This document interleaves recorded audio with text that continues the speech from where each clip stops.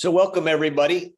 My name is Roger Berkowitz. I'm here at the Hannah Arendt Center at Bard College and thrilled to be with you. This is the summer edition of the virtual reading group. So all of you who join in, kudos for giving us your summer time. A few quick announcements to get us going. First of all, I want to welcome Jana Matter. Jana, can you just say hi? Hi, everyone. Thanks, Roger. Yep, Jana is replacing Jana Schmidt as our Director of Programming, Academic Programming here at the Hannah Arendt Center. And so I'm thrilled to have Jana here. Many of you will get to know her over the next few months, years, hopefully. She'll be helping out and moderating some of our sessions. So welcome to Jana. You'll get to know her as we go along. Also, the annual membership drive, which many of you know, since many of you are members, usually takes place around this time. And indeed, it will start on Sunday. So on Amor Mundi on Sunday, you'll be getting a note about that. If you are not a member and would like to be, we'd love to have you. In fact, if you're virtual reading group is open to members. I know some people joined during the pandemic, but if you are enjoying the virtual reading group, we'd love you to become a member of the center. And we hope you do that over the break. Jana's going to put the link if you want to join early for the membership drive in the chat, and we'll be thrilled to have you as a member. So that's those are the announcements, and glad to get them out of the way. So let's begin. I guess the other announcement is that our annual conference is on friendship and politics, and that's relevant because over the next 5 sessions we're going to be reading essays by Hannah Arendt on the idea of friendship and politics. This is a very important aspect of her work, and she was someone. Some of you probably know this, but some may not. She took her friendships very seriously. I think one of the her letters to friends are some of her best writings. And one of the things we haven't done in this reading group, and as some of you know, I've wanted to do, is we haven't read some of her volumes of letters yet. And that's largely because many of them are now out of print. And I'm trying to work with the estate and some of the publishers to bring them back into the print. I know there's a lot of momentum on that, and that should happen soon. And when it does, one of the things we will do is spend some time reading some of her letters, which I think are some of her most, sometimes some of her, really most wonderful prose. So in those letters and in other things, she talks deeply about the importance of friendship for her, and others talk about the importance of her as a friend. She's said to have a genius for friendship, and that aspect of her life and her work is going to be what we discuss and think about at the conference in October. The registration for the conference will open Sunday, or I guess maybe it's already open, along with the membership drive. And as you know, as a member, you and a friend can come for free to the conference. So we'd love to have you join us there. So in a way, the next few sessions of the reading group, which will devote itself to her work on friendship, are a preparation both for me and for you for the conference. So that's double reason for you to make plans to join us October 12th and 13th at Bard for friendship and politics. Okay, all of that said, the first essay that I've asked you to take a look at, and I hope some of you had a chance to, I'm sorry we sent it to you late, is the essay on humanity in dark times, which she adapts from a lecture she gave when she won the Lessing Prize, and goes to Germany, not to Germany, but goes to Europe to speak about, to accept the award and speak about Gottfried Lessing. The essay is broken into 4 parts by her, and it's only in part 4 where she really comes to friendship, which is what we're going to try and focus on. But I think we need to do a little bit of work to get there. I mean, I know we've read this essay before in the virtual reading group. Some of you at least have, and in that time, friendship was discussed, but was not the focus today. I'm going to seek to focus on friendship. You could say that part 1 of the essay could be titled "The World," and maybe even "The World versus Man." She talks about getting an award, right? And in awards, the world speaks out. The world obviously is a core idea in Hannah Arendt's work. The world is that which we share, that which lasts and is durable. And it's a space in which we as individuals can appear. And so the honor, she says, of getting an award reminds us of the gratitude we owe to this space, to this world where we can be seen and heard in public. She goes on to say that today, and at all times, but especially today, this world, the world that lies between us, the in-between, is today the object of the greatest concern and the most obvious upheaval in almost all countries of the globe. Even where the world is halfway still in order, she says, the public realm has lost the power of illumination, which was originally part of its very nature. What does this mean? That the world is an object of the greatest concern and the public realm has lost the power of illumination? It means that increasingly, and this has been going on for a long time, we don't have shared worries, shared concerns, shared joys. We increasingly live in what we might call a liberal world, liberal in the Hobbesian and Lockean sense, in which the world is there simply to provide a place for us to pursue our own individual dreams and wants, whether it's to make money or have a family or be a professor or be a student. Whatever it is, liberalism allows people to pursue their own talents and own path in life as individuals. That's the freedom of liberalism, is to some sense a freedom from the world or a freedom from politics. And she says in the West, in the liberal West, men regard freedom from politics as one of the basic freedoms, and they make use of this freedom and retreat from the world.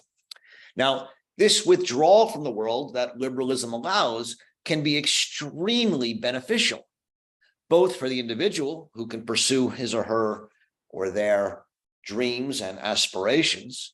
They can cultivate their talents in private and society, and they can become a genius, whether it's a physicist or a philosopher or a politician.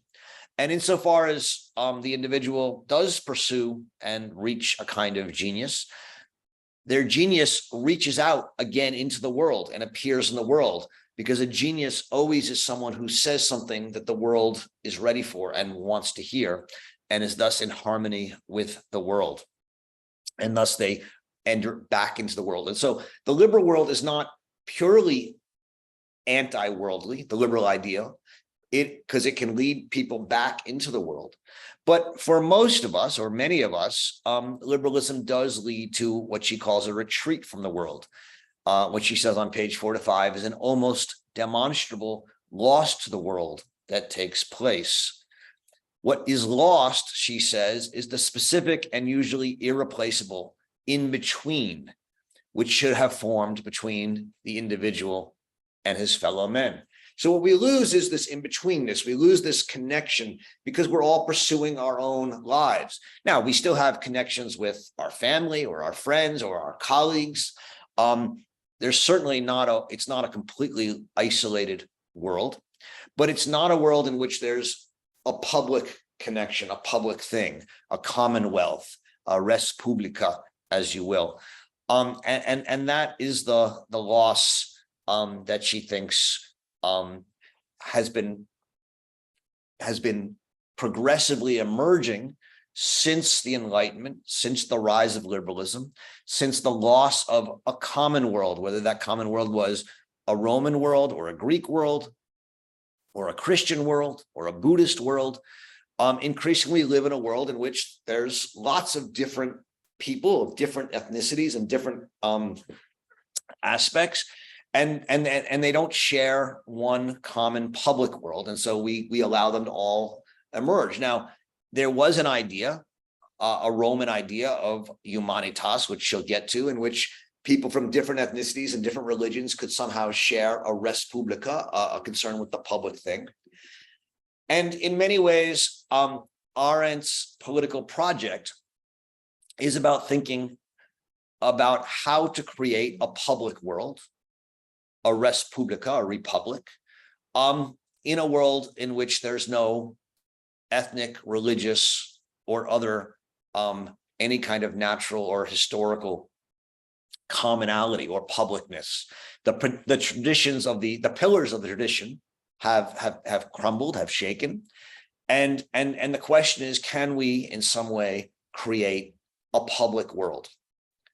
And that's that question, which is, I think one of the ultimate and foundational questions of Arendt's political thinking, in the end, has as its answer for Arendt the idea of friendship, right? Friendship is going to be what allows people who are different, who disagree, have different religions, different races, different genders, different interests. In some way, it's going to be what holds that group of people together, and says that even though we don't like each other, maybe we're friends. Now, I know that seems strange to you. Well, what does it mean to be friends with someone who you don't like? Well, her idea of friendship is based not on intimacy, not on affection, but on respect, on mutual respect, on this idea that even people we don't like, and certainly that we don't love, and somehow we respect them, we see them as worthy of being our friend and being part of a common world that we share together.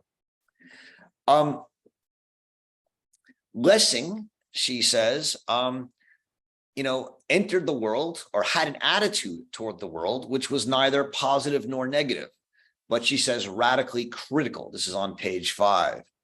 And even though, so he was always critical of the world. He didn't think the world was great. He didn't think it was perfect, but he also, she says, was indebted to the world. He never embraced utopianism. He took the world as it was. He had a curious, she says, kind of partiality which clung to concrete details. This is important. A curious kind of partiality. She says he never made peace with the world. He enjoyed challenging prejudices and telling the truth to court minions. He never allowed supposed objectivity to cause him to lose sight of the real relationship to the world and the real status in the world of things or men that he attacked or praised. We're going to come back to this at the end, but so this is a precursor. This is all on page 6, 5, and 6. But I want you to pay attention to some of the words that she's using to describe Lessing. He had a curious kind of partiality. He enjoyed challenging prejudices and telling the truth to court minions, but he knew that all his truths were prejudices. He never bought into or supposed objectivity. He was interested in the real world. One of the things that Arendt is going to argue here in this essay on humanity in dark times is that humanity is a bundle of prejudices, that humanity is caught up in being partial, in not being objective, in not being universal. And that to be friends is to not seek to agree with people, to not have the right answer, but to enjoy your partiality against your friend's partiality, enjoy arguing and discoursing with them and finding commonalities amidst your differences, not erasing your differences. And so on page 6, she'll say that Lessing knew that justice has little to do with objectivity in the ordinary sense. I hope you take this for the challenge that I think it is to most of us, right? Justice has little to do with objectivity in the ordinary sense. There is no objective justice. Not only is there no objective justice, but in fact, justice requires partiality. Justice requires prejudices. Justice requires that we all fundamentally disagree with each other, because only then are we having a real relationship to the world. Thus, she says we have to embrace our passions on page 6. The passions reveal the real world. Passions, she says, quote, make us more conscious of our existence. They make us feel more real. Thus, against sort of a kind of cold objectivity or cold rationality, passions are at the core for Arendt of what being a real human being is. And so she'll say on page 7 that Lessing experienced the world in anger and laughter, which are, quote, by their nature biased. You can't be angry without being biased. Let's just be clear. You can't laugh without being prejudiced and biased. That's why they won't let comedians come to college campuses today, because comedy is based in prejudice. It's based in making fun of prejudices. It's based in showing us our prejudices. It's based in making us think critically at times of our prejudices, but it's based in prejudice, and we don't like prejudice today. And college campuses have become places where people are so afraid of even being aware of prejudice that we've banned comedy from college campuses. Pleasure, she says, is an intensified awareness of reality. This is on page 6, and it springs from a passionate openness to the world and a love of the world.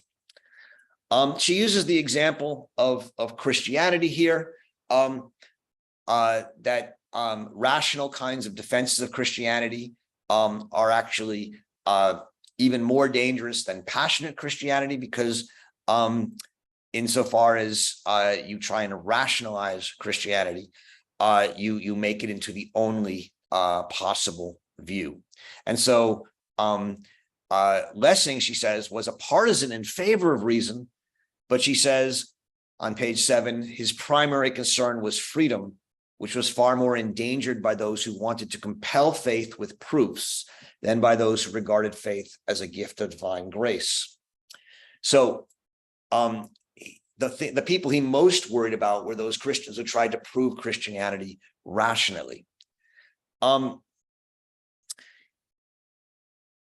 point of a work of art for Lessing is that it acts, and that it has an effect on the spectator, who, as it were, represents the world. So the artist puts something in the world that has an effect on the spectator. It acts in the spectator.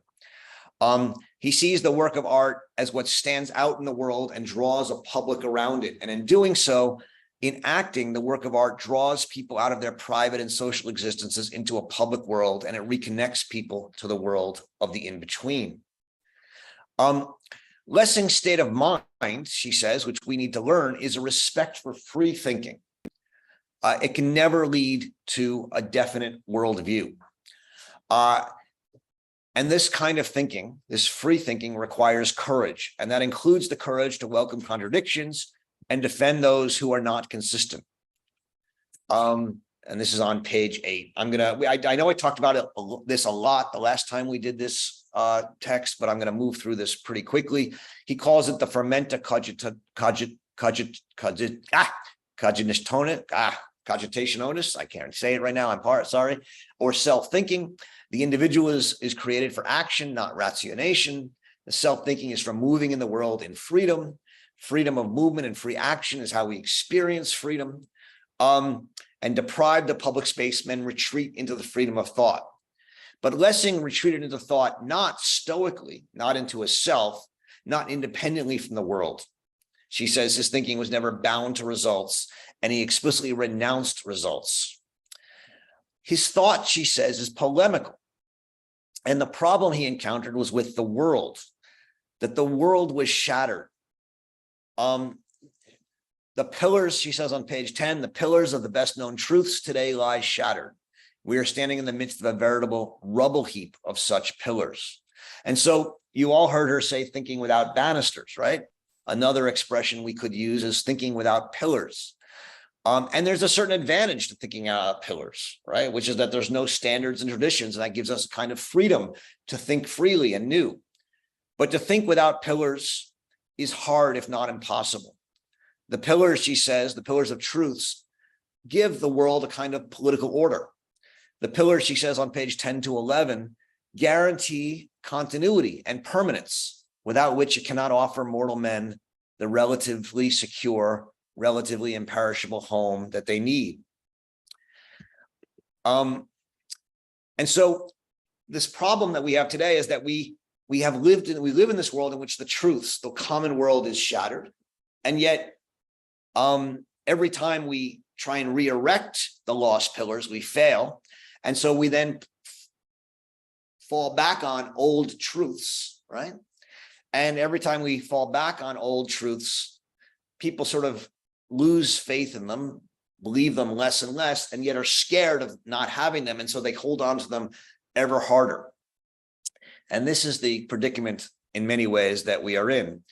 And in such a world, the truths of that public world become less and less meaningful, right? Whether it's democracy, freedom, religion, Christianity, Buddhism, Islam, Judaism, they're out there. We all know them, but we all sort of know we need to believe in something, but we don't really believe in them. And so we increasingly turn to liberalism, live amongst ourselves, and retreat into our private lives.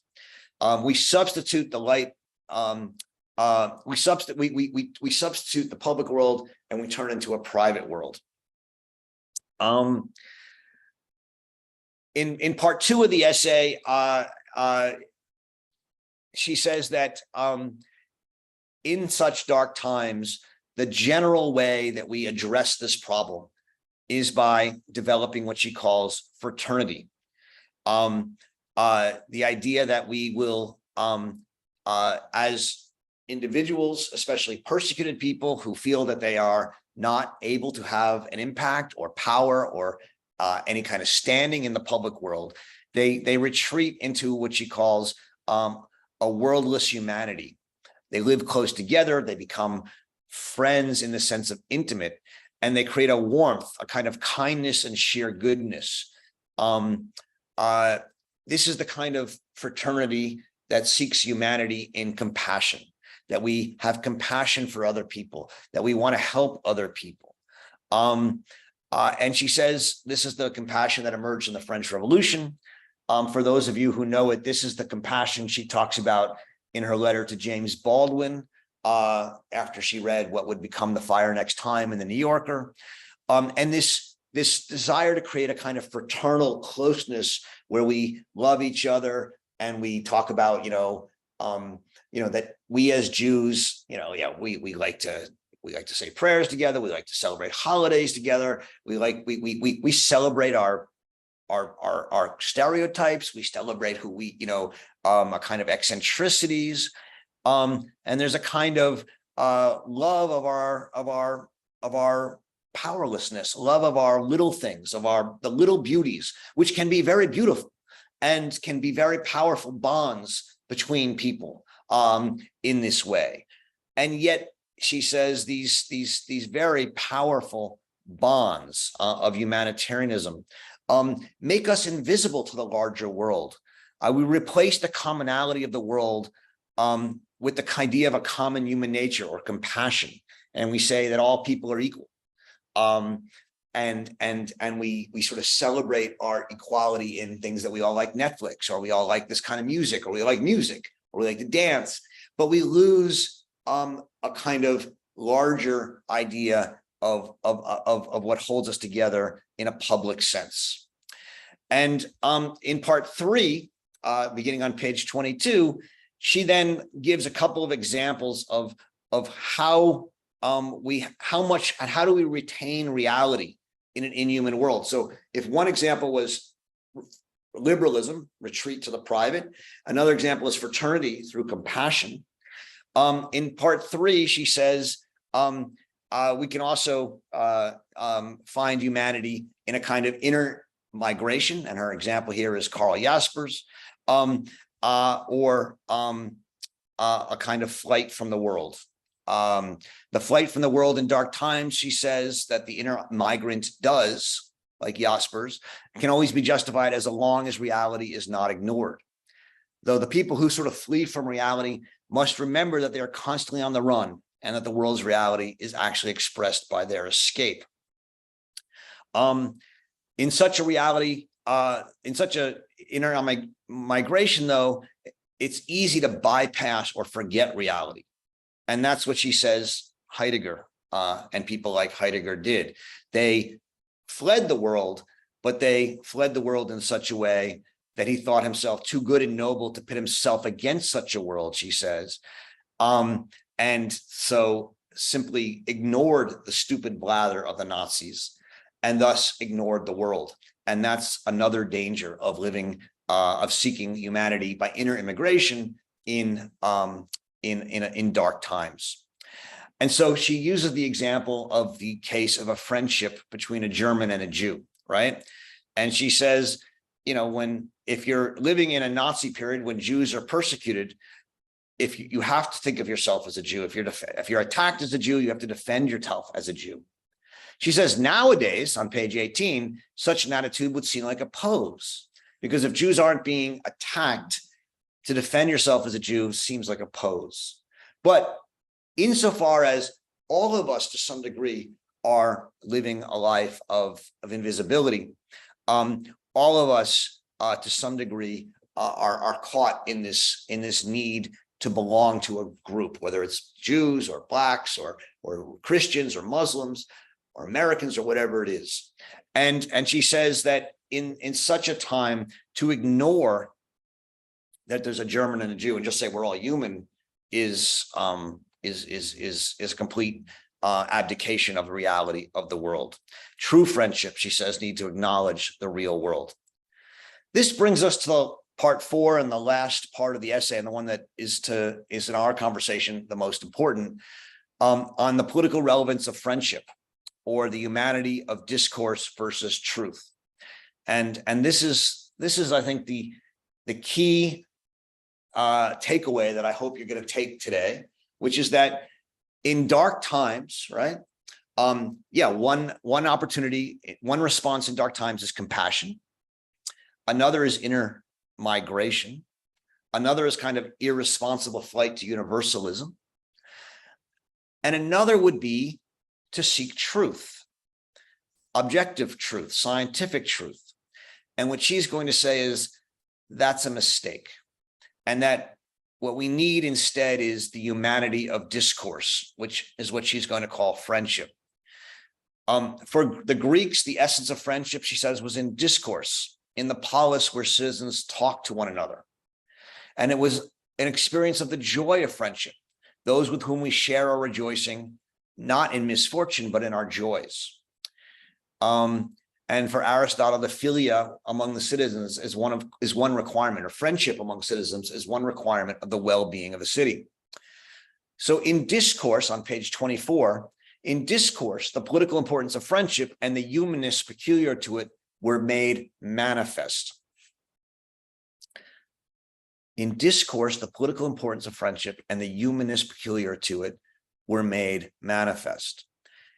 Discourse, when we talk to people, and let's be honest, this only one happens when we talk to people we disagree with. And that's an important point. When we talk to people we disagree with, the common world emerges. Now, why? When we talk to people we disagree with, does the common world emerge? Because when we talk to people we disagree with, we have to find what we share. We have to find what holds us together. And so when we talk about justice and piety with people we disagree with, I say I'm pro-life and you say I'm pro-choice.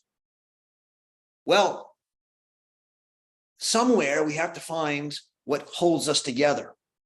And so in talking about justice and piety, we make the world more justice and pious. We find what holds the world and what we share and what we humanize the world.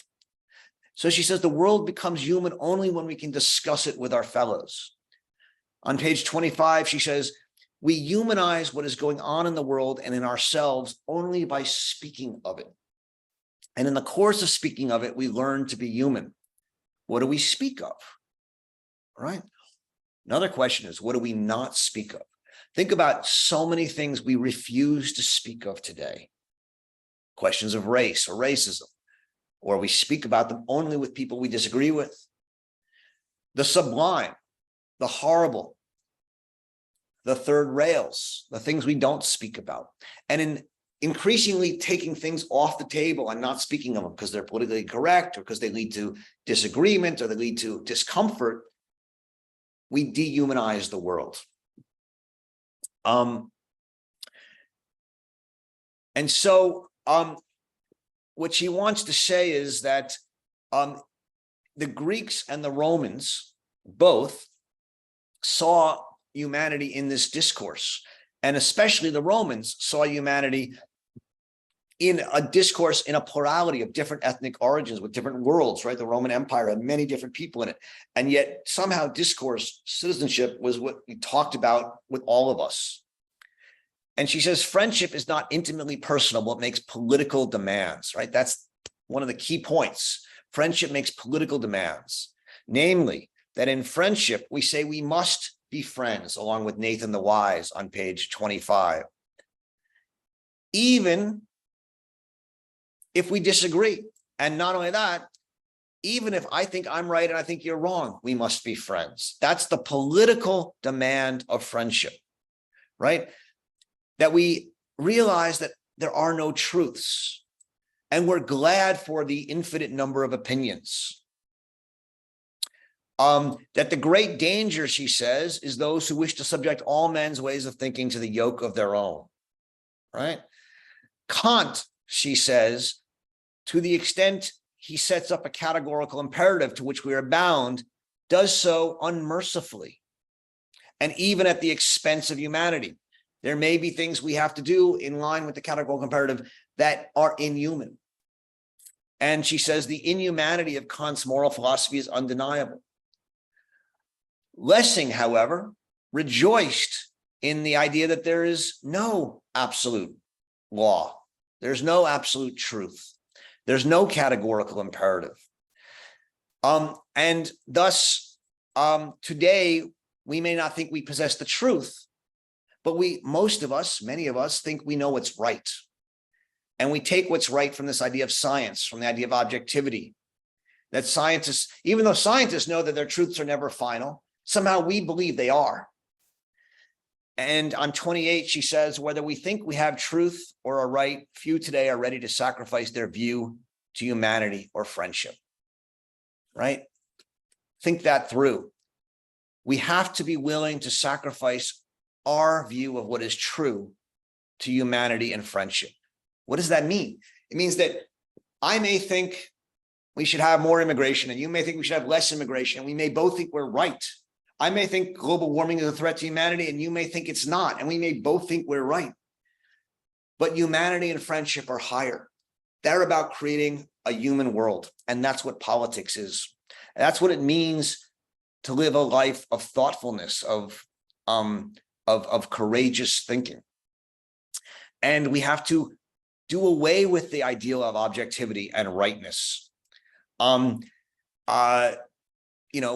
she says, we have to do away with the idea that there's any right opinion that could justify the sacrifice of friendship. page 29, right? I mean, she's taking this from her experience with the Eichmann book, right? She lost a lot of friends and she wrote to them and said, we may disagree, but we're still friends. She could do that. Many of her friends could not. In her mind, friendship and humanity, and thus a common world, are more important than objectivity and rightness. And this brings us back to prejudice. Lessing writes against objectivity. He says that humanity based in friendship is about partisanship. It's about polemicism. It's about prejudices.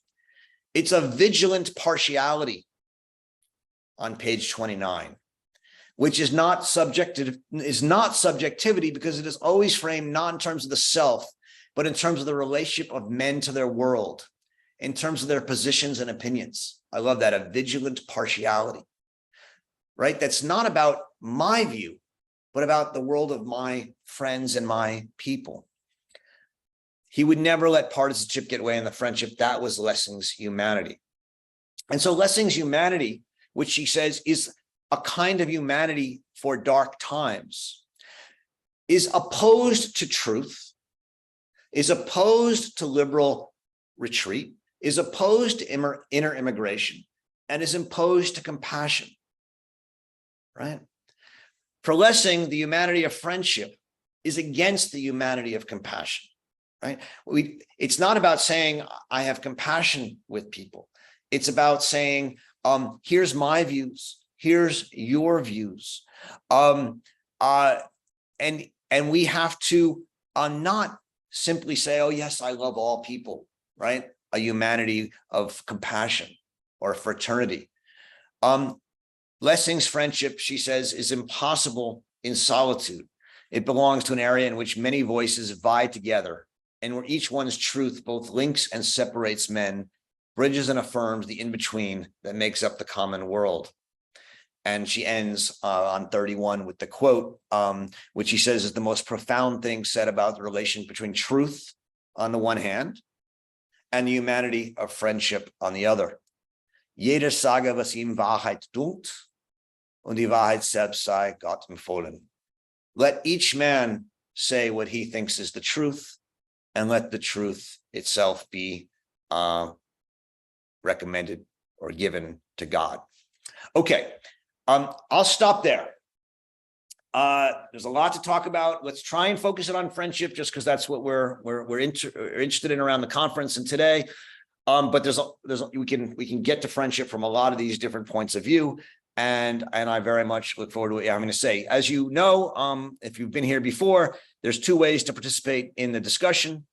One is through the chat. Please be respectful. You can disagree with people's ideas, but not attack the person. And second, you can raise your hand through the reactions button at the bottom of your screen. Click raise hand and join. I'm not going to be monitoring the chat. You guys can do that yourself. So if you want to engage in the public conversation, which I encourage you to do, raising your hand is the best way to do so. And we will get going. All right, Stephen, you're up first. Thank you, Roger. I'd like to put this talk into the perspective of what Hannah Arendt was doing at the time, because she was speaking in Hamburg 15 years after World War II as a Jew facing Germans who had carried out the Holocaust or who were complicit in letting it happen without protest. And I think this is very powerful that she is invoking Lessing, who was a great influence on her, and saying, let us be friends. Let us be friends in an honest way, looking at our differences, telling the truth about our experiences. And Lessing was a really important figure for her. I think he was a model for her style of thinking for oneself, but also he was the first German thinker who had a public friendship with a Jew, Moses Mendelssohn, which was really outrageous at the time. And his plays were about the humanity of Jews, which was very much against the grain of his time. So I think that this talk is not only important for us now in our context in which people tend to retreat into their zones of agreement and are completely unable to talk to those they disagree with, but also as a reminder of what was important for Hannah Arendt in her life when she gave this speech. Thank you, Stephen. Yeah, I think those are all right. And we talked more about it the last time we did this lecture in the reading group. I sort of skipped over it this time, and it's nice for you to bring it out. I mean, Hannah Arendt spends a few pages identifying herself here as a Jew, right? And saying, it's important for you to see me as a Jew, right? Don't expect me to come here to Germany 15 years after the Holocaust and speak to you as a world citizen or as an American, or whatever you want to see me as, right? You have to see me as a Jew and someone who was imprisoned in Germany and put in a camp in southern France and could easily have been killed. So I think that's an important part. I mean, there's on page 18, there's this time where she says, look, if you're attacked as a Jew, you defend yourself as a Jew. And then she says, but to say that today is a pose. Now, I think what she's saying, right, is that, when you're not living in a world of rabid Nazi anti-Semitism, the fact that you're Jew is not the most essential part about you, and you can move on. And yet, here she is in the same speech in which she says, to say that today it's a pose, saying I'm a Jew. Now, part of that's the context of going to Europe and speaking in Germany and wanting to say that. As I was looking over my notes and rereading the text this morning, I really stumbled on that line, I have to say, because I think it represents so much of the fault lines in our current thought on this question. Look at the Supreme Court decisions that came down 2 weeks ago. At what point do we say, do we stop saying that I identify myself as a Jew or a Black person or a Muslim or something else? At what point, right? Is it a pose? Versus at what point is it still, I'm attacked as X and I defend myself as X? And I think that kind of question, it's very much alive in our society today. And I found myself I actually found myself stopped there for a long time, not sure how to respond or go on when I was reading the text there. So I appreciate you bringing that up, Stephen. I think that's great. Thank you. Thank you. Bill. Well, I don't really know how to participate, Roger. It's my problem usually. I'm a fan of Hannah Arendt's thinking, but there's a basic assumption that we are somehow of a common world. That's what she said, that we have to be friends in order to preserve what? Preserve what makes us human, or a common world. It's not that long ago. Now, maybe as a Jew speaking to a group of potentially anti-Semites, maybe that should be more, I should feel more of a connection with her. But quite frankly, I'm not quite sure that we have earned yet. And I'm talking about a race of people who were considered subhuman not so long ago. And in many quarters now, still. Yeah. When did this common world happen? I have to will myself, and I'm a liberal Black person. I see more and more people who are Black people, when we secretly talk, you call it Afro-pessimism or what have you, they say, don't be fooled by this bullshit. they don't really think you're underworld. So Hannah Arendt, this is when she sometimes sounds to me naive. I love it about her, but even to hear you say it right now, there sounds big. Hey, wait a minute. What was she doing 15 years after the Holocaust? Was she really sitting with people like Native Americans, like Blacks? Was she really talking about the experience of never having been part of the common world? And if I hear once again, the Romans and the Greeks, what in the hell? I'm assuming you've been reading Mbembe's A Critique of Black Reason. We need more of it, Roger. Yeah. Because I feel like I sometimes I feel pushed away by, okay, enough said. That's all I'm saying is I don't really know how to participate. And I have been in an interracial relationship most of my adult life. I have a mixed race company. I live in the art world in New York, but there is this feeling that it's all been some sort of a make-believe. And that how did we get to a common world? Thanks, Robert. Thank you, Bill. So I guess the first thing I want to say is just that I don't think there is a common world right now, right? I think that's what she's talking about, right? Was there ever? Is an also important question. She certainly doesn't think there has been one for a long time. And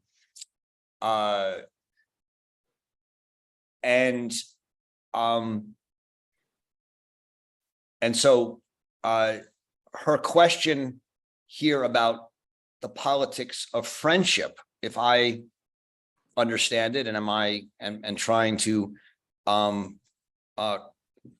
construct what I consider to be a politics of friendship in her work, is that how do we live in a world that's not common?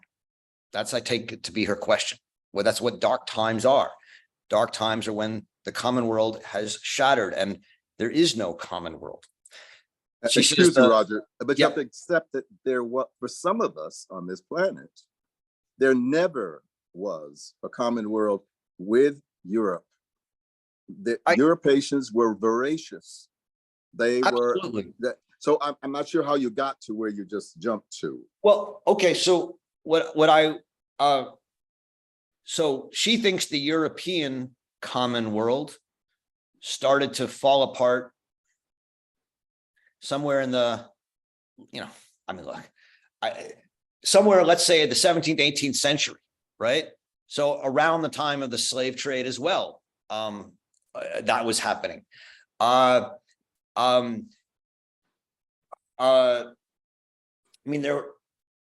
She thinks there was a common world in Greece. She thinks there was a common world in Rome.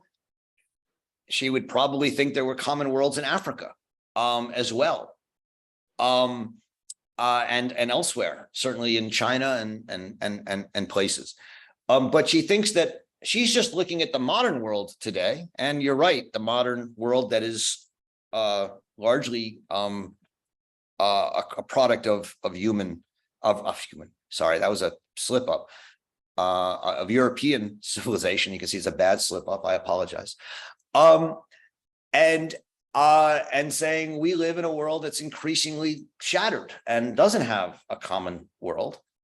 And how do we create one? And the main answer that people have given is compassion. And that's the answer that I think most of us still have today. But compassion is standing in here for a lot of things, but it's standing in for the idea of equality.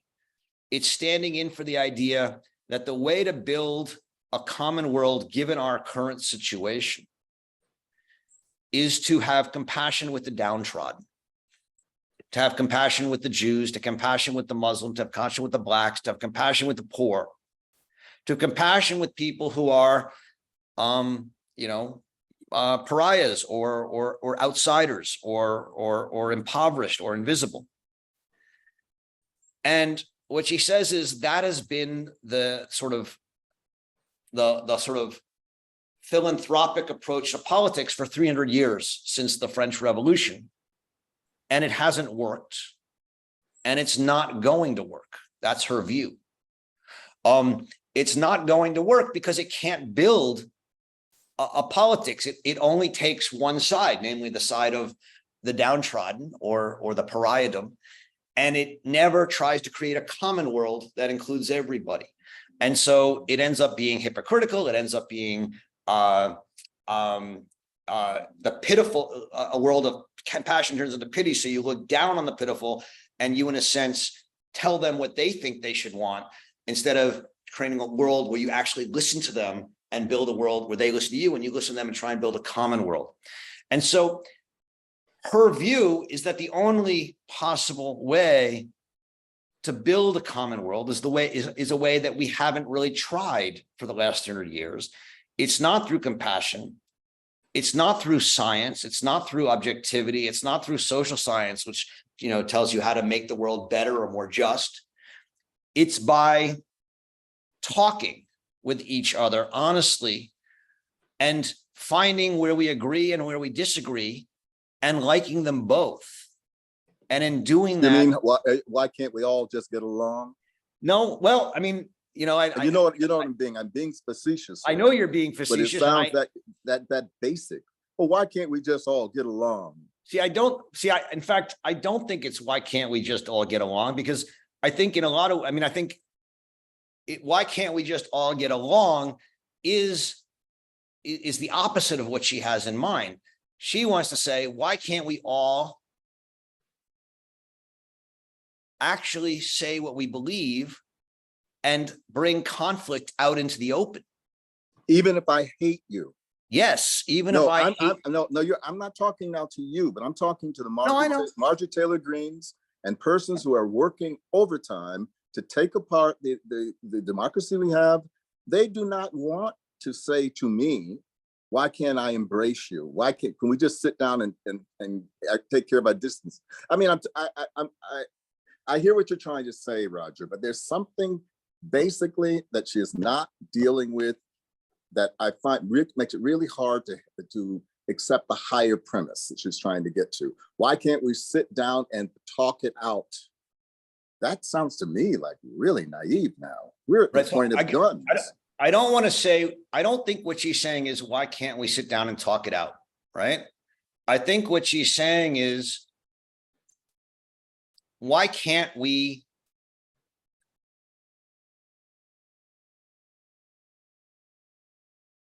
go out into the world and honestly argue with each other from a position of, I don't like you. I'd rather not spend my time with you, but I want to be friends in this world as civil friends with you. And now, Roger, I would say, I don't like you. I don't trust you because I don't think you've done the work. Someone just said about historical wisdom. I don't think you've done the work to know what you have really done and what has really happened. I think you're trying to get to some place we haven't earned yet. This is what I would say. So that now, take me there. yeah, I don't like you. I don't trust you. You have proven this again and again. Why should I want to have empathy for you? What about that? well, I don't even have to have empathy for you. I just have to respect that you're a person and we share this world together and we have to figure out where we're going to get along. The Marjorie Taylor Greenes of the world, for me, or you, I have to dig deep, to be honest with you, because my first reaction when you said that is, well, not her, right? Mm-hmm. But I have to dig deep, right? And I have to say, I don't have to like her. I don't have to have any respect for her. I can hate her. I do hate her. I'll be very clear. I never met her, but I hate what she stands for. But she has every right to be there. And I have to listen to her and I have to realize that she represents people. Mm-hmm. And I have to be able to not just sit down and get along with those people, but I have to be able to argue with them and seek to figure out a way to live together with them. And not let them hurt me. simply, let me just finish this thought, all right? Simply to push them away is not going to work. I have to understand that we share a common world, like it or not. And that's going to cause, and I'm going to have to change, right? I'm going to have to understand that some of my prejudices against Marjorie Taylor Greene and her people are unjustified prejudices. And I'm going to have to push her to understand that her prejudices against people like me and some of my friends are unjustified prejudices. And we're going to have to figure out, we're not going to have to like each other, but we have to figure out where we can find common ground. And that's our view on the question of race, because you brought it up, and I think it's an important one. And I think one has to be clear about this. Arendt largely stayed out of these debates for a certain period of time. But starting around the time of reading The Fire Next Time by Baldwin, and then in some letters and in her essay in 1970, Civil Disobedience, you can see Arendt's opinion on these things changing a lot. And I think we talked about this when we did our sessions on race a couple months ago. She begins to say things she's never said before, which is things like, the 14th Amendment was not enough, right? We needed another constitutional amendment that explicitly said that the slaves and descendants of slaves are part of the American community, are part of the American world. That's a new thing for her to say in 1970, right? Took her a while, right? She was learning, but she got there. And those are the kind of things that I think, are at least, for someone like you, Bill, who loves to read Hannah Arendt, but has these queries, I think that's at least something one can look to, right? She was beginning to understand exactly the question you started with, which is that the problem of slavery and the history of it was such that without a fundamental, explicit welcoming, there could be no attempt to create a common world between black and white in this country. And that was needed in a public way. I'm not saying it's sufficient, and I'm not trying to defend her in that way. I'm just saying, I think that's the kind of move we need to head towards to get to where you're pushing us. And I think you're right to push us.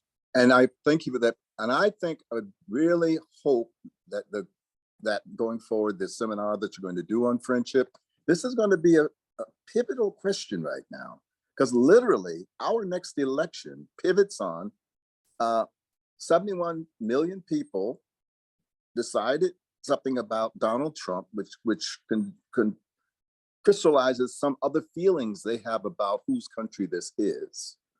And that behooves the others of us to engage them in a way, knowing that, as Carrie Wetter-Lake says, if you want to get to Donald Trump, you got to go through me. And there are 73, she said 73 million other people. You got to go through them. And don't forget that we are all carrying guns. Okay, now let's sit down and sit down and get past our prejudices on that one. I think we're at the point of civil war. I don't know how this moment, Ms. Arendt, can help us in this moment. Anyways, but I've taken up more time, but I'm looking forward to hearing what other people have to say. Thanks, Roger. Yeah, thank you, Bill. I'll just say I'm in Kansas right now, and every hotel I check into, I have to tell them that I'm not carrying a gun. That's what they ask. Are you carrying a firearm? I did not know this was part of what it meant to live in Kansas, but now I do. So there we go. George. Now, I'd like to pursue Bill's point from a scientific standpoint. There was an interesting article in Nature, which is a very good scientific magazine, where they studied the difference between people who engage in universalism and parochialism. And they were speaking about liberals versus conservatives in the common way we speak about them now. And they found out that it all has to do with existential safety. If you're in an existential safe space, you can be universalists.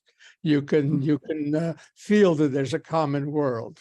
If you're not in that safe space, if you're in the huge existential pressure, for instance, like being pariahs, then you shrink into a parochial attitude about even compassion. You'll feel compassion for a more and more limited group if you're under existential pressure. And it's a very interesting way to go, I think, because it addresses Bill's point that what happened is they studied it in two ways. They looked at studies from old times, from various times, and they did a particular study on conservatives, on liberals, and on libertarians. They found out that liberals, when they were the ones that felt fairly safe, felt universal compassion, or said they felt first universal compassion. They're living in one world, and this is the sort of the postmodern Hannah Arendt we're looking at here. I think. I mean, she's mentioning all the thing of postmodernism, the relative truth, etc., etc. But I think this thing of really being universal versus parochial has to do with your feeling of safety in the world. Yeah. So George, let me respond. First of all, I don't think there's a postmodern Hannah Arendt, just to be clear about that. But she does believe, as you rightly said, in parochialism, and she does believe in prejudice. Not as that that all prejudices are good. That's not her view, but that it's human to be prejudiced. And so this idea that you're talking about of a kind of existential safe space would be for her a horror, right? And the idea of that we can be more universalistic in a safe space would be for her anti-human, unhuman. What she's asking, and this is what I think I'm trying to get to with Bill, is for a much more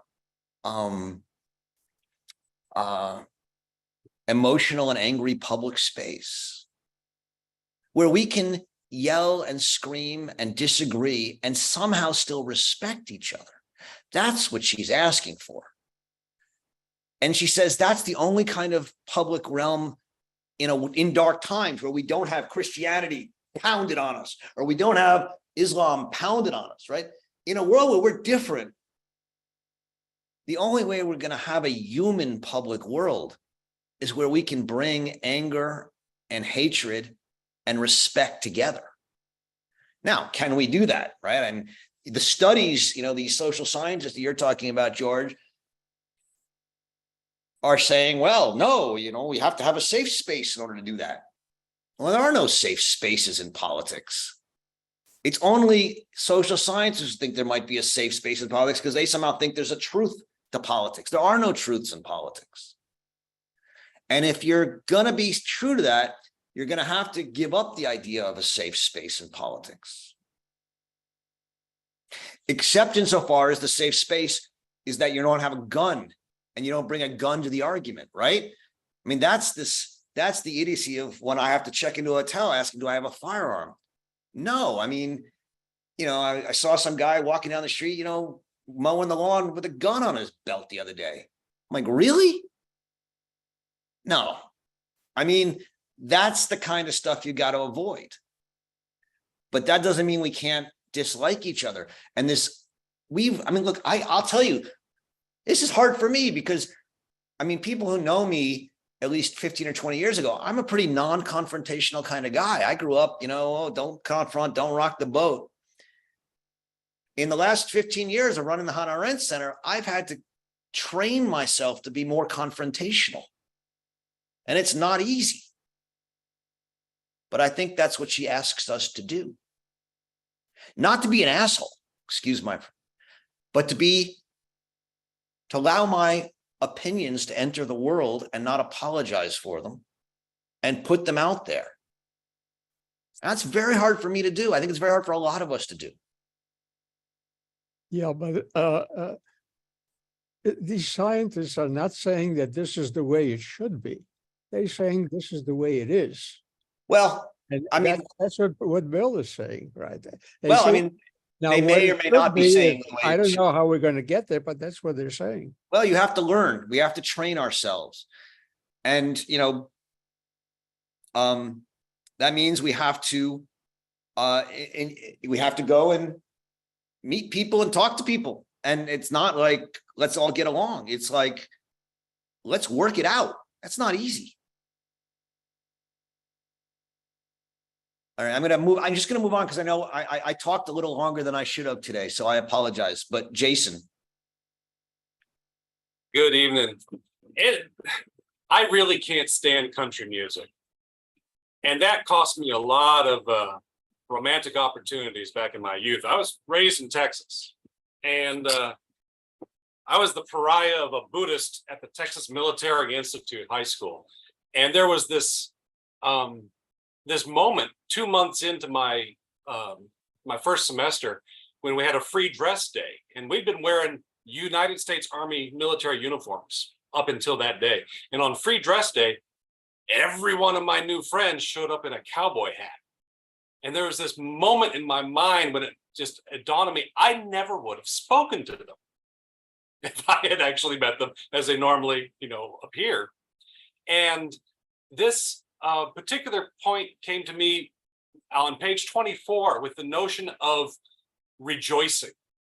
And this keyword flashes over to a 9th century text I'm reviewing right now from Shantideva, which talks about rejoicing. And this point for friendship really crossed over between the two texts for me, in that being able to rejoice in other people's success from a 9th century Indian point of view is to experience the same joy that they do at their own successes.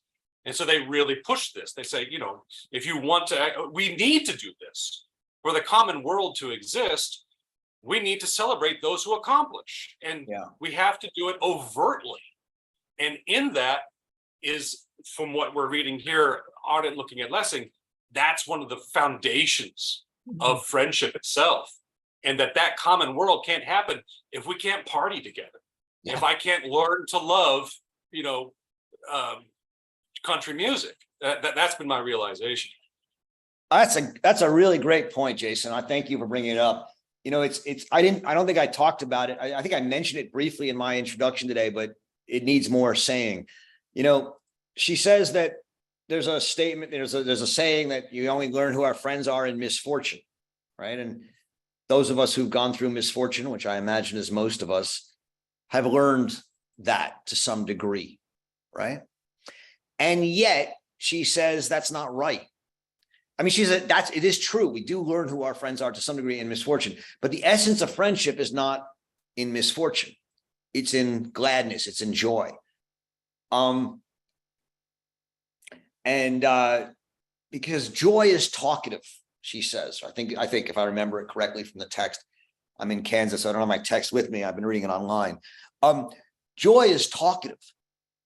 Misfortune is not. And when you said that just now, it reminded me of what we were talking about with Marjorie Taylor Greene, right? Where can Marjorie Taylor Greene and I experience joy together? I don't know. But the point is,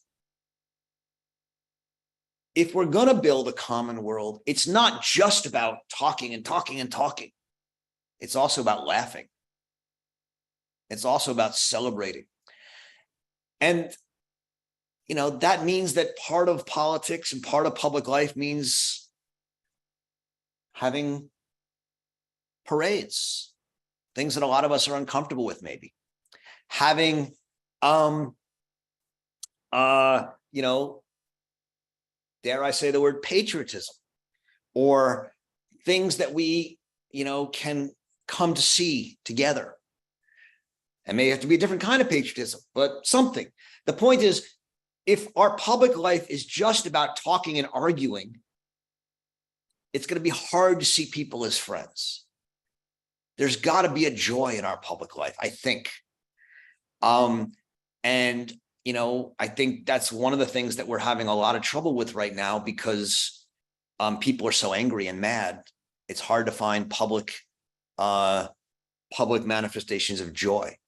And I think I take that to be what you're saying, Jason. I don't know if I got it right, but I certainly Dead think on. that's Exactly right. important. Exactly Yeah. what I'm saying.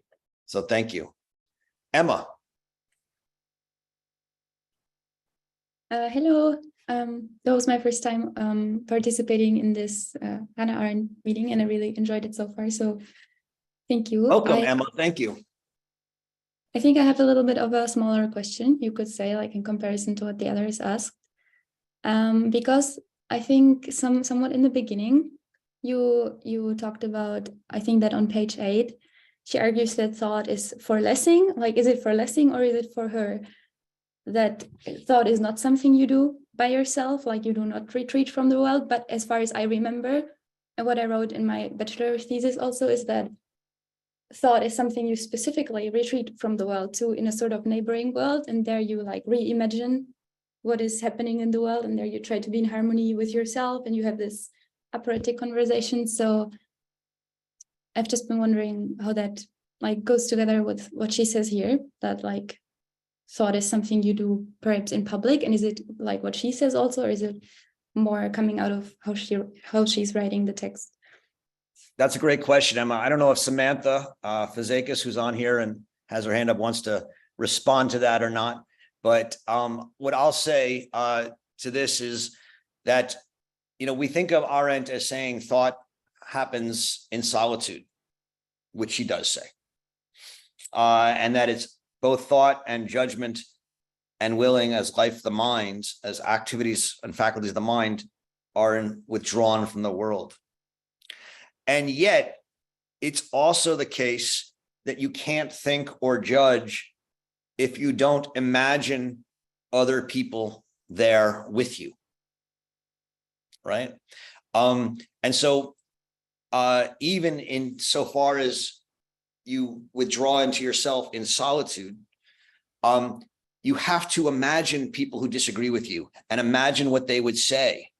And then when you try and come to your judgment, imagine a kind of judgment that is informed by thousands of other perspectives of people questioning your point of view.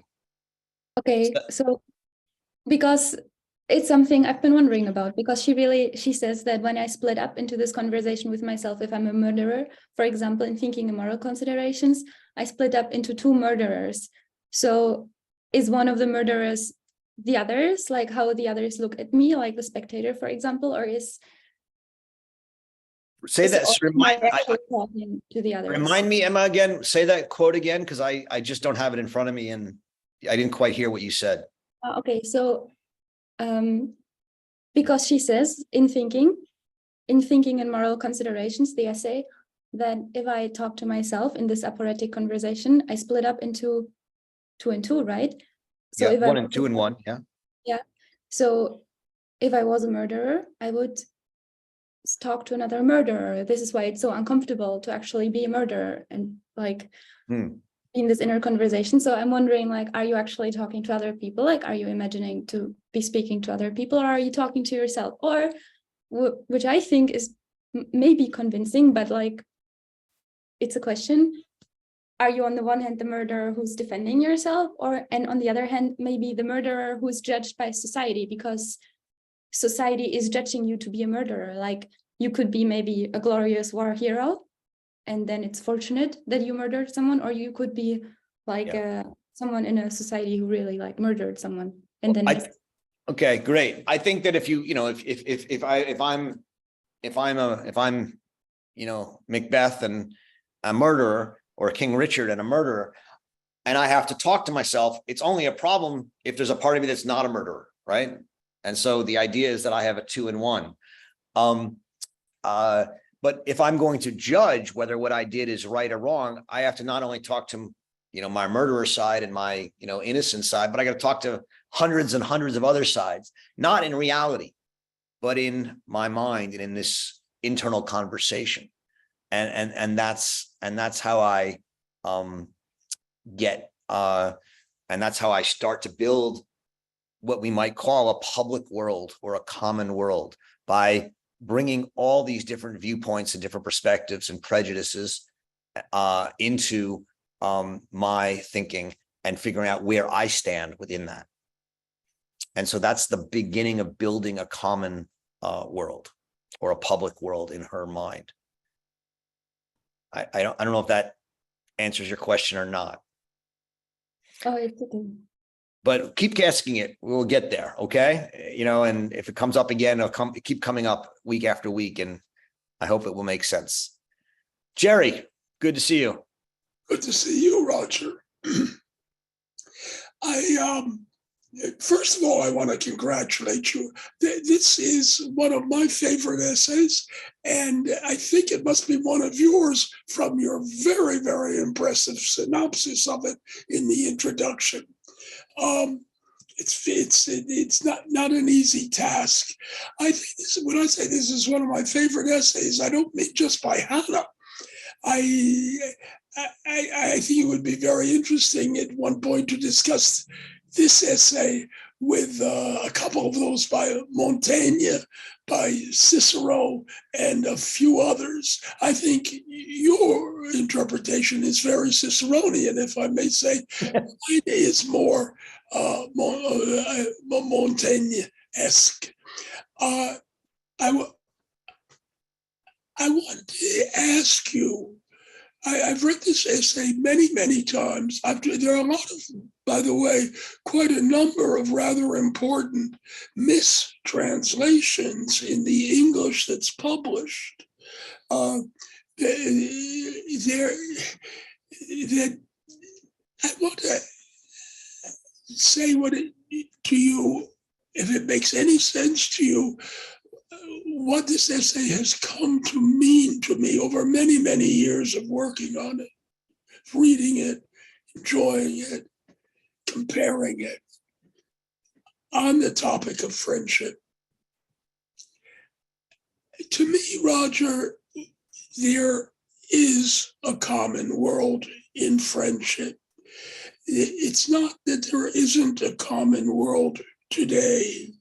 There's not a common public world, I agree. And what there is, though, is a common world in embryo, in friendship. And the essence of friendship is that.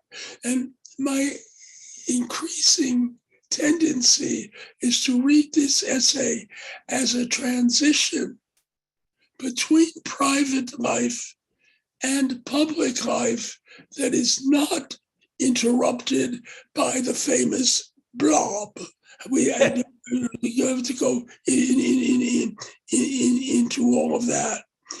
I think also, I think the rift between you and Mr. Jones today was extremely serious, very real rift.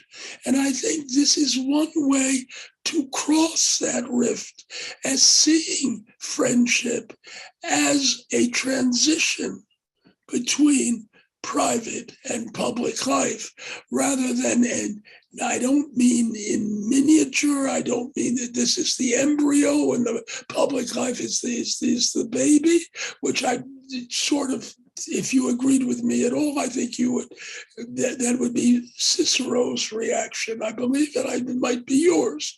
I'm not sure, but I can't speak for either you or Cicero, of course.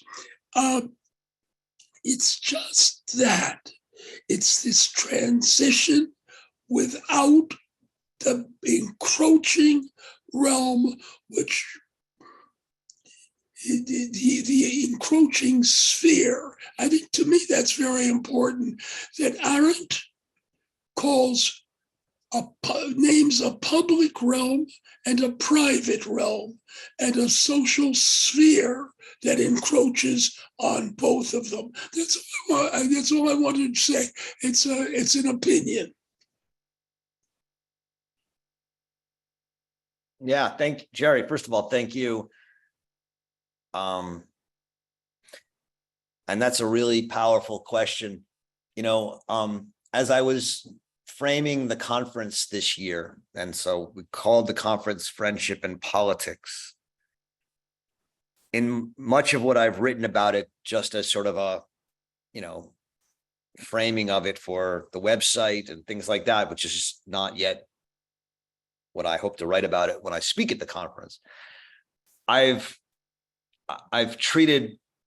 said that Arendt has an idea of friendship as a private act, and thus creating a common world amongst one's friends. And then she has another idea of friendship as an act of political friendship. And I haven't made any effort to think how these two things combine, right? Yet. So you've said that, you know, the Montaigne approach would be to see the private friendship as a bridge, if I understand it, to a more public idea of friendship. And you've suggested that the Ciceronian / Berkowitzian view would be, I forget what you said, not a bridge, but as a, what did you say? No, in Cicero's emphasis falls on public friendship. That's all I meant, not Right. private. Right. So, I mean, so yeah, you know, today we've talked primarily about public because that's what she's talking about, I think, primarily with Lessing, although you may, I mean, obviously she's talking about both. So the question is, if I can put it in this way, is being a good friend in private a path towards training for being a good citizen? I mean, is that, and that's one way to ask, I think, your question, if I'm not so much training. I think it's a transition. I don't think that it's conscious training at all. okay. I didn't mean but conscious training, but is it habituating oneself to the kind of life and approach to friendship that would be needed in politics? Is that fair? I believe there are too many similarities to overlook them. Yeah. No, I think that's right, which is why I think both private friendship and public friendship are both called friendship. I think there's an enormous similarities and worth and so I agree with that. You know, I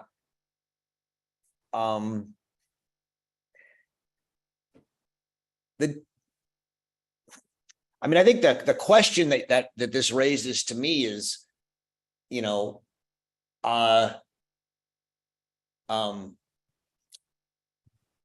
you know, how do you, if it is a transition,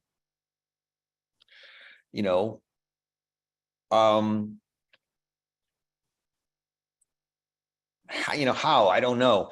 I mean, I think one thing that the conference is going to have to talk about, and I certainly want to talk about, is, you know, it's not just political friendship that is in crisis today. It's also friendship. You know, it's 30% of Americans say they don't have one friend that they can confide in. Point. Exactly, Roger. That is essential. Yeah. And, you know, the idea that now 99% of people in the United States live in communities that are largely ideologically homogenous takes away the practice of friendship as Arendt understands it, even in private, where you have to be friends with people who have some meaningful differences from you. The fact that most 40% of Americans would not be friends with or want their children to marry someone of a different political party all speaks to this crisis of friendship, not to mention social media. And so I think you can say that they go together. I think you can say that there's a lot of similarities. You know, I'm not, your reticence, which I agree with, to say training, I think is right. I'm not sure that, you know, I would want to say, oh, if we just help people become friends in private, the public will follow. But maybe I don't have a strong positive or negative view of that yet. But I do think that one way to begin to react to this problem, which is not the same as addressing it or solving it, is to work on private friendships, which I think are easier to work on than the whole idea of public friendship. And yet I think you have to work at them both at the same time. I think you can't give up on civic education. I think you can't give up on the idea of providing fora, meaningful fora for people who disagree to come together and actually encounter each other, both in discussion and dialogue, but also in joy, as Jason was saying. And so I think I think you have to work on both sides. And I think actually, it could go the other way, that learning how to be a good public friend, public citizen, may actually teach you once again how to be a private friend. I mean, or at least give you some experience in it. So it could go the other way as well. I'm not sure I have I don't know if I would privilege one or the other, but I don't know if that's Cicero or Montaigne or either. But I think they're related, and I think it's important to bring them both up. But yeah, I agree with you. This is one of my favorite essays of all time. So thank you for that. And it's always nice to have you here. Dina. Hi, I had a question about the last paragraph of section 2, in which Arendt says, among other things, that the humanity of the insulted and injured is not relevant in political terms. And Can you read it for me, Dina? I don't have my, yes, of course. I sadly closed my text and I can't get it up while I'm doing this right now. So I apologize. Can you just read me what you're saying? Sure. I think I might just read this. It's not a long paragraph. I think it might help if I just read the whole thing rather than Go ahead. pick out one sentence. Now, this human nature and the feelings of fraternity, that this is a reference to the 17th and 18th century sentimentalism and seeking rationalism and sentimentalism, seeking fraternity. So now this human nature and the feelings of fraternity that accompany it manifest themselves only in darkness, and hence cannot be identified in the world. What is more, in conditions of visibility, they dissolve into nothingness like phantoms. The humanity of the insulted and injured has never yet survived the hour of liberation by so much as a minute. This does not mean that it is insignificant, for in fact, it makes insult and injury endurable. But it does mean that in political terms, it is absolutely irrelevant. Yeah, right. Now, this is obviously one of the more famous lines in this essay. And it's her just scathing critique of a politics of compassion and fraternity. And my question is, it's an interesting phenomenon that in some parts of our discourse, I'm not sure if it's a common world discourse, the recognition of the other and their pain is very much advanced as a method or a manner of achieving a common world. Yeah. And what she says is, look, I mean, she says, it is a beautiful thing, right? And not insignificant to see another in their pain and in their invisibility, right? I mean, this desire to be seen, which is so present, and this desire to be understood and heard, which is so present in our politics, is real. All of us want to be seen and heard. And so Arendt is not in any way denying that or rejecting it. What she's saying is that if you want to be loved and seen and heard in your oppression or in your pain or in your suffering, it can bring you great benefits because it can give you a kind of feeling of being seen and heard. But it won't, but you're always going to be seen from above.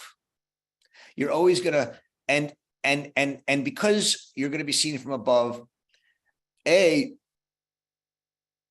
be seen for someone who's pitying you, who's above you, and is therefore not really listening to you. And B, you're not going to see them, right? And so they're not creating a world where you see them.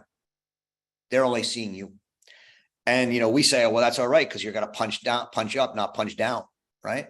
But from her point of view, that denies the commonality of the world, because you're denying the people who are not in your condition. And so a real common world has to include everybody. And that's what she means by solidarity in her work, as opposed to compassion. But does it also mean that a common world does not necessarily include visibility in the way that we define? No, I don't think it means that, but it means that it's going to include visibility on the level of political equality, not on the level of looking down or looking up. But will it include visibility of identity as opposed to visibility of political equality? No, I don't think it will, because, well, I mean, this is the question that I said I got stopped on, right? Because at some point in the political sphere, you have to enter the political sphere on levels of equality. And that's not as an identity, not as a Jew or a Black or a Muslim, but as a citizen. And yet, if the inequalities are so great that to enter in as just a person and not as a poor Black or poor trans woman or whatever it is to deny reality, then that's a problem too. And so to some degree, the kind of political equality that we're talking about requires that we address those inequalities in the world and oppressions in the world that are so great that make it simply inhuman to ignore them. So maybe, and I don't want to belabor this either, but maybe the fact, to pick up on Bill's comment, that there never was a common world to begin with is actually an opportunity for one now. I think that's right. I mean, this is probably, the meaningful disagreement Bill and I have, although I'm not sure, we'd have to talk more about it. But, I think that there is an opportunity to build a common world if you listen to each other. Yeah, We're already 5 minutes over, and I see there's 4 more questions. I'm usually not. I don't like to assume that you all want to stay here forever, and I also, and I know we all have things to do. So what I would hope is that you guys can, even though we're not reading this essay next time, bring it up in other texts. Is there a burning question, either Susan, Kimberly, Jennifer, Jim, or Bob, that one has? Is there a burning question? Otherwise, I say we reconvene next week. So can I add just one comment? Okay. I think that her pursuit of a common world is grounded in concrete lived experiences in the world. And if you are confronting concrete lived experiences, then the questions like whether you like someone are less relevant, because the experiences take center stage. Right. That's a great point, Kim. Thank you. I'm just going to cut you off because we're short on time, but I think it's an important point. Thank you. All right. This was a good first discussion of friendship. I think we're going to send out earlier this week the text in a PDF form so that you can read it. I believe we're reading the essay on Socrates from The Promise of Politics for next week. Yes. Enjoy reading Hannah Arendt, and thank you all very much. Look forward to seeing you next Friday. Bye-bye.